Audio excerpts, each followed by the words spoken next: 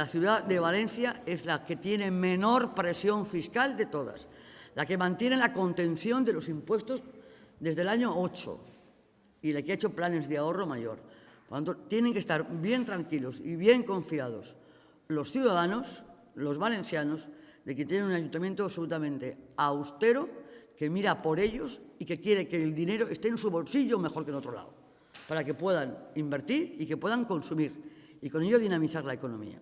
No es lo mismo un impuesto que una tasa, ni va dirigido al mismo colectivo o personas el impuesto que la tasa. Los impuestos van dirigidos a todos los ciudadanos.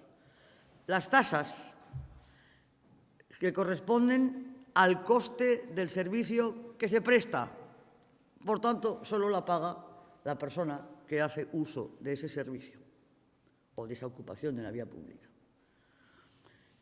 Exactamente el coste de la tasa, exactamente la dimensión de la tasa, el grueso de la tasa, corresponde al coste del servicio. Todos los años se actualizan las tasas con el IPC, porque si no estaría costándole dinero al ayuntamiento hacer esos servicios directamente al ciudadano. La tasa es equivalente al coste del servicio.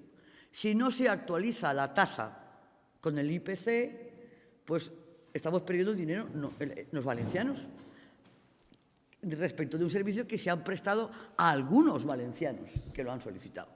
No tenemos por qué todos los valencianos pagar el servicio que ha solicitado algún valenciano. Por tanto, yo les ruego y les pido, desde mi humildad absoluta, que trasladen a los ciudadanos que viven en una ciudad con la presión fiscal más baja de las grandes ciudades. Más baja de las grandes ciudades. No hemos subido el IBI, no hemos subido ni actualizado el IBI, ni el ICIO, ni la plusvalía, ni el IAE, y sí hemos actualizado con el IPC el impuesto de vehículos. Y además hemos bajado el tope para el fraccionamiento, para que puedan fraccionar el pago aquellas personas que puedan demostrar que tienen dificultades económicas para hacer frente al pago de los impuestos.